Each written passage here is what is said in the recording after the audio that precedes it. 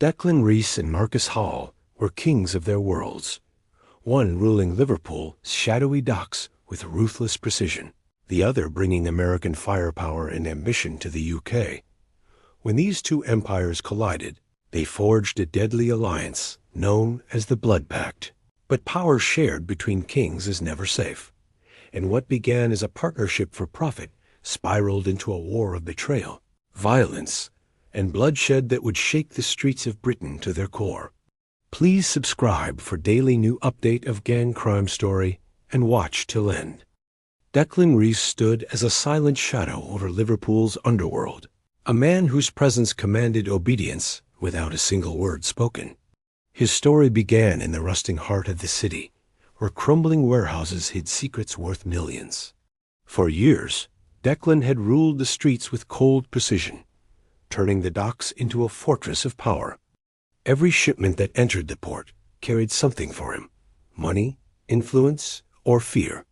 He had built his empire on loyalty and silence, but even empires built on blood begin to tremble when greed enters the room. The Liverpool Kings weren't just a gang. They were an organization woven into the very veins of the city, controlling everything from the drug trade to underground gambling. Declan believed no one could threaten his reign, not even the London syndicates that often tried and failed. But power always attracts the ambitious, and from across the ocean came a man just as cunning, just as dangerous: Marcus Hale. Marcus arrived in the United Kingdom under the guise of an American businessman expanding into imports and logistics. What he really brought was chaos wrapped in charm.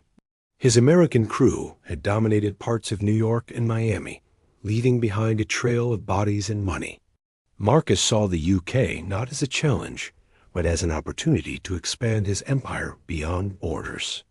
His entry into Liverpool wasn't random. He had studied Declan's operations for months, learning how shipments moved, how money was laundered, and where weakness hid behind the strength. When he finally arranged a meeting with Declan, the docks were quiet, too quiet as if the entire city held its breath. Two men from different worlds stood face to face, each aware that this was more than a meeting. It was a test of dominance. That night marked the beginning of what would later be known as the Blood Pact. Over a bottle of imported whiskey and a silent handshake, Declan and Marcus agreed to join forces. The Liverpool Kings would open their routes, and the American crew would bring in new supplies, technology, and funding.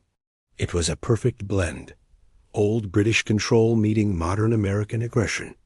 Their partnership was sealed in private, away from witnesses, and some say a drop of blood was mixed with the whiskey to symbolize their unity. The deal spread like wildfire through the underworld. Rivals retreated, allies grew stronger, and the docks became the most dangerous place in the United Kingdom. But beneath the surface, both men had their own motives. Declan saw Marcus as a tool to expand his empire into Europe, while Marcus viewed Declan as a stepping stone to seize control of the entire UK trade. Their smiles hid suspicion, and every shipment became a gamble of trust. The Blood Pact had begun not as a brotherhood, but as a trap waiting to spring. In the dark corners of Liverpool, whispers grew louder. Two kings had joined forces, and when kings share a crown, only one can truly rule. The alliance between Declan Reece and Marcus Hale transformed Liverpool almost overnight. Streets that had once been predictable, where loyalty dictated every move, became a maze of new faces, American money, and sudden violence. The American crew brought efficiency and a level of ruthlessness that the Liverpool Kings had never seen. Weapons shipments hidden in containers labeled as electronics and medical supplies began arriving weekly, each delivery strengthening Marcus's foothold in the city. Declan's influence expanded beyond the docks. He was now a shadow over Manchester and Birmingham, and even Glasgow felt the ripple of his power. But with the surge in resources came subtle shifts in loyalty. Marcus's crew didn't just bring money. They brought temptation. It started quietly. Declan noticed small discrepancies in the accounts, shipments arriving late or not at all. The men he trusted for years seemed distracted, their attention caught by the promises Marcus whispered in private. One by one, key figures in Declan's operation began making trips to London under vague pretenses, returning with stories that didn't quite align with the facts. Among them was Ryan Carter, Declan's right-hand man, whose loyalty had been unwavering until now. He was spotted meeting with Marcus's lieutenants behind closed doors, his eyes bright with ambition. Declan watched silently, understanding that in the world they inhabited, betrayal often wore the mask of opportunity. Despite the creeping unease, the streets thrived under the alliance.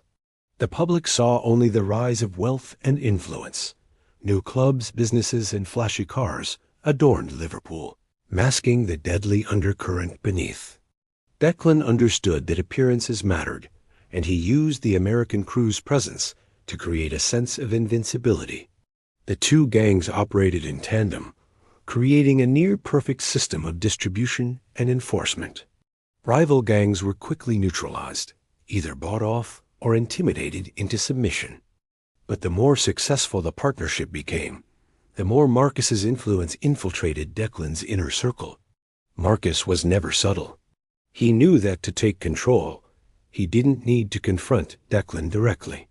All it required was time, patience, and the lure of bigger rewards. By offering higher cuts, luxury cars, and protection, he began to sway members of the Liverpool Kings.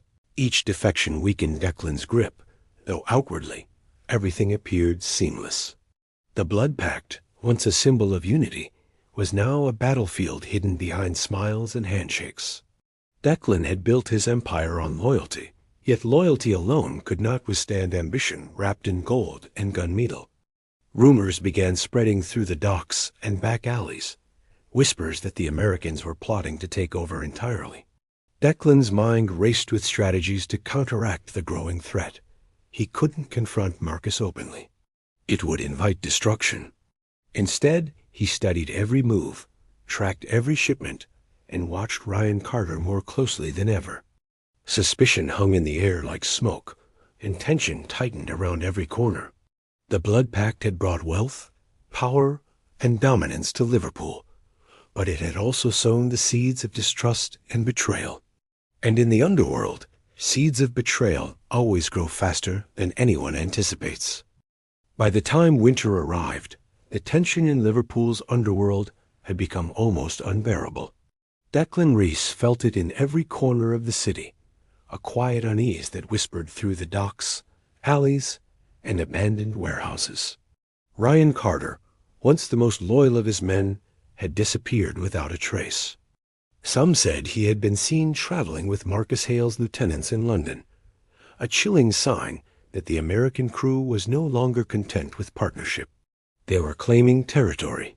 Declan's instincts screamed that betrayal was at hand, yet he had no proof. In the world he ruled, proof came in blood, not words, and he had no desire to act blindly. In an attempt to uncover Marcus's true intentions, Declan sent a trusted team to follow the American shipments arriving at Liverpool docks. What they discovered changed everything. The containers were no longer just drugs, hidden among electronics. Some shipments held military-grade weapons, automatic rifles, explosives, and tactical gear, far beyond anything Declan had ever smuggled or fought against. Marcus wasn't just expanding his empire. He was preparing for war. The realization hit Declan like a punch to the gut. The man he had considered an ally was now a silent invader. Marcus, aware that Declan had eyes everywhere, had been meticulous. The weapons were distributed not just among the Liverpool King's streets, but also to smaller gangs across the UK, who became unwitting allies in his growing network. Every corner of Manchester, Birmingham, and even parts of Glasgow began to feel the influence of the American crew. Declan had once believed that his city was untouchable, but now he understood that Marcus had turned the United Kingdom into a chessboard, and Declan's pieces were slowly being cornered. Meanwhile, law enforcement had begun to notice the rising tension. Scotland. Yard's organized crime division picked up chatter about a foreign takeover, referring to the sudden influx of American gang activity. Undercover officers followed shipments, watched meetings in shadows, and noted patterns that were too precise to be coincidental. Declan, however, had his own plans. He didn't trust law enforcement, and he certainly didn't trust Marcus, but he needed to act before the American crew became untouchable. He studied the patterns of shipments, noting times, routes, and methods of distribution. He began assembling a strategy that was not just about survival, but about sending a warning, a message that no one crosses the Liverpool, Kings, and survives. Yet the situation was precarious. Marcus's reach extended further than Declan could imagine, and the loyalty of his own men wavered with every tempting offer from the Americans. Every decision Declan made carried the weight of potential disaster. In a world where trust was currency, he was bankrupt, yet he refused to show weakness. The Blood Pact, once a symbol of unity and shared ambition, had mutated into a tense standoff, a powder keg waiting for a single spark. Declan knew that the next move, whether from Marcus or himself, could ignite a war the likes of which the United Kingdom had never seen. In the cold shadows of Liverpool, the city slept unaware. Beneath its streets, secrets festered, and in the hearts of two kings, ambition and betrayal prepared to collide with unstoppable force. Guards, the containers, stacked like monoliths in the sprawling yard, were nearly impenetrable. Yet Declan had studied Marcus's methods for months.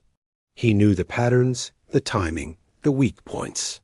Every step was calculated, every decision a balance between success and disaster. As his men prepared to seize the shipment, a tension unlike anything before gripped the entire operation. One wrong move could mean death for everyone involved. Suddenly, chaos erupted. Marcus's men had anticipated a potential attack and were lying in wait. Gunfire shattered the night, echoing across the metal containers and empty docks. Explosions ripped through a section of the yard, sending plumes of smoke into the cold sky. Men ran, shouted, and fell, turning the port into a scene of carnage. Declan's plan, though precise, was met with fierce resistance. Every container seized came at a cost. Every step forward was soaked in blood. Yet Declan pushed through, refusing to retreat. Marcus had overplayed his hand, and Declan intended to make him pay. Amid the chaos, Marcus himself appeared, moving with calculated violence. He was wounded but determined, a man who refused to surrender even as his empire began to crumble. Declan's team managed to capture several key members of the American crew, exposing the network to law enforcement. Scotland Yard had been monitoring activity for months, but the port attack provided undeniable evidence of Marcus's operations. It was a devastating blow. His empire was beginning to unravel before his eyes. By dawn, the smoke cleared to reveal a battered port and a broken crew. Marcus had escaped, limping and bloodied, but the shipment, the lifeline of his empire, was gone. Declan's gamble had paid off, though at a significant cost. Men were dead, others wounded, and the streets of Liverpool would feel the consequences of this battle for months. Yet in the Underworld, a victory like this was more than a strategic gain. It was a statement. Declan had reminded everyone who still controlled the city, even as Marcus plotted his next move from hiding. The Blood Pact that had once promised unity and power now lay in ruins. Loyalties had shifted, trust had shattered, and both empires were weakened. Declan knew the war was far from over, but for the first time, he held the upper hand. Every shipment, every ally, every calculated risk now had a purpose: survival and dominance. In the shadows of Liverpool, one thing was certain. In the world of kings and betrayal, control was temporary, and the next move could be fatal. The city itself waited, holding its breath for the inevitable clash that would decide which king would ultimately rule. Months passed, and the fallout from the Port of Felixstowe battle reshaped the criminal landscape of the United Kingdom. Marcus Hale had fled to Europe, his American crew fractured and demoralized after losing their shipment and several key members. Declan Reece, while victorious, found that power came with an unexpected burden. The streets he once controlled were quiet in some areas, but tensions simmered beneath the surface. Smaller gangs seized opportunities to expand, emboldened by the chaos. The Liverpool Kings, though still intact, were no longer the untouchable force they had once been. Declan had gone into hiding, moving between safe houses and abandoned warehouses, always one step ahead of law enforcement and rival gangs alike. Scotland Yard and Europol had gathered enough evidence to track both him and Marcus, making every move a calculated risk. Declan knew that the empire he built could vanish in a single night, and yet the thrill of control and survival kept him sharp. He spent long hours reviewing shipments, planning moves, and analyzing every possible threat, aware that any lapse could be fatal. Meanwhile, Marcus's capture in Amsterdam shocked the Underworld. He had attempted to flee with a false passport, but authorities apprehended him before he could escape the continent. His arrest marked the collapse of the American crew in the UK. Members either fled, were captured, or were absorbed by other gangs. The empire that had once seemed unstoppable was reduced to fragments, leaving only whispers of the Blood Pact that had once united two kings. Those who remembered the alliance spoke of it as a lesson in loyalty and betrayal, a cautionary tale of power that could never last when ambition outweighed trust. Even with Marcus out of the picture, Declan's story was far from over. The Blood Pact had exacted its final toll. One cold morning, Declan was discovered dead in an abandoned warehouse near Liverpool's docks. A single bullet had ended the life of a man who had once ruled the city with unmatched authority. Scrawled nearby, a crimson mark shaped like a cross left a chilling message. Police reports called it suicide, but those who knew the Underworld understood the truth. Declan and Marcus had agreed long ago that if one fell, the other would follow. The Blood Pact had been honored in its darkest form. Liverpool returned to a fragile normalcy, but the memory of Declan and Marcus lingered.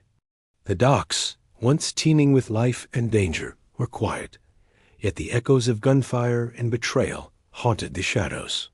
Gangs that survived the purge now operated with caution, wary of repeating the mistakes of the kings who had come before. The Blood Pact had been a symbol of ambition, unity, and ultimately, destruction, a reminder that even the most powerful empires are vulnerable when built on blood and betrayal. The story of the Liverpool Kings and the American crew became legend. Two men, bound by ambition and blood, had ruled the UK's criminal underworld, only to be undone by the very forces they had unleashed. In the end, their empire crumbled, leaving behind a city forever changed, haunted by the legacy of a pact that promised power but delivered only death. The Blood Pact had ended, but the lessons it left behind would echo through Liverpool for generations, a chilling testament to the cost of loyalty, greed, and the pursuit of domination.